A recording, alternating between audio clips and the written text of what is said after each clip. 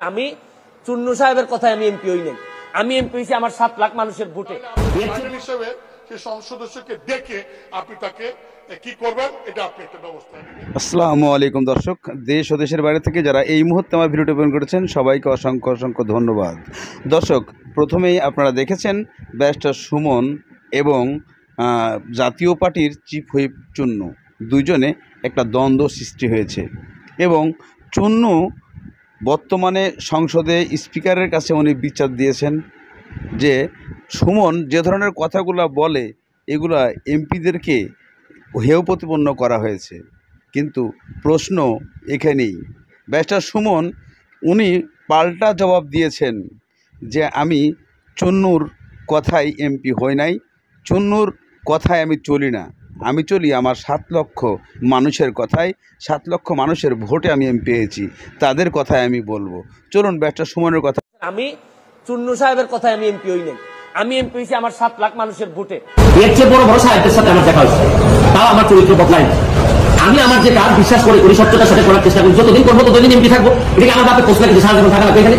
আমার যদি যোগ্যতা না থাকে, আমার চেয়ে ভালো লোক যদি আসে এমপি হবে। কিন্তু আমি যতদিন আছি ততদিন যারা সাধারণ মানুষের, আমি চুন্নু সাহেবের কথায় এমপি হই। আমি এমপি হয়েছি আমার 7 লাখ মানুষের ভোটে এবং 2 এমপি হয়েছি এবং ল্যান্ডস্লাইড ভিক্টরি হয়েছে আমার। আমি আমার জনগণকে খুশি করার জন্য যা করবো তাই করবো। আমি এর বাইরে কোনোদিন যাওয়ার অবস্থান পরিষ্কার। আমি আমার যে বক্তব্য আপনাদের সামনে দিলাম, এই বক্তব্য আমার মাননীয় স্পিকারের সামনে দিব, সেই এখানের মধ্যে আলাদা হওয়ার কোনো সুযোগ নাই। তবে আমার বিশ্বাস এই যে এই ব্যারিস্টার সুমন আরও বলেন যে আমি কৈফত দিতে হলে যদি আমাকে স্পিকার ডাকে তাহলে আমি স্পিকারকেই কৈফত দিব এবং এর জবাবটা দিব, কিন্তু চুন্নুর কথায় আমি কোনো জবাব না দিয়ে পারছি না। তাকে অনলাইনের মাধ্যমেই আমি জবাব দিচ্ছি, কেননা সংসদে আমার জবাব দেওয়াটা ঠিক হতো না, তাই আমি তাকে সংসদে জবাব দেই নাই। এবং আমি বিশেষ করে বলতে চাই যে এ স্বৈরাচার সরকার এরশাদের একজন নেতা ছিলেন, যে এরশাদ কখনো কোনো দিন ভালো কিছু শিখা নাই লুটপাট ছাড়া, সে তো তারই লোক, তাকে আর কি জবাবদিহিতা আমার করতে হবে? আমি জবাবদিহিতা করবো আমার 7 লক্ষ মানুষ সাথে, আর কি বলতে।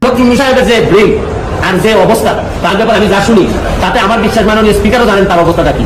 যে তারে সে যখন বক্তব্য দেয় আমি বুঝতেই পারি নাকি বিরোধী দলের লোক বক্তব্য দিচ্ছে নাকি না সরকারি দল বক্তব্য দিচ্ছে। মানে এমন ভাবে সরকারের মধ্যে ঢুকে আছে এই ভদ্রলোকের বিরোধী। আরে ভাই, সবসময় সরকারি দলের সাপোর্ট করার জন্য তো মাঝে মধ্যে বিরোধিতা করতে হয়। সরকারি দলের মানে আপনি সবসময় ক্ষতি দেখবেন তা না। সরকারি দলের বাপ তো মাঝে মধ্যে ছেলের সমালোচনা করে, ছেলে বাবা সমালোচনা করে। আমার তো মনে হয় যে ব্যারিস্টার সুমন আরও বলেছেন যে স্বৈরাচার সরকারের এই নেতা চিফ হুইপ চুন্নু উনি আজও জানে না যে আমি ব্যারিস্টার কাদের ভোটে, জনগণের ভোটে এবং আমার চুনারঘাট 4 আসনের হবিগঞ্জের মানুষের ভোটে আমি নির্বাচন করেছি, সেখানে এমপি হয়েছি। তাদের সব কিছু জানার অধিকার আছে। আমি চুরি করে খাই না, চুরি করে কোনো জিনিস বিক্রি করি না, আমি সরকারের অনুদানকে আমি তাদের মাঝে প্রকাশ করি। আর এটা যদি আমার অন্যায় হয় আমি অন্যায়ের মাথা পেতে নেব, তবে তাই সে যেন না নাক গলায় কখনো আমার ব্যাপারে।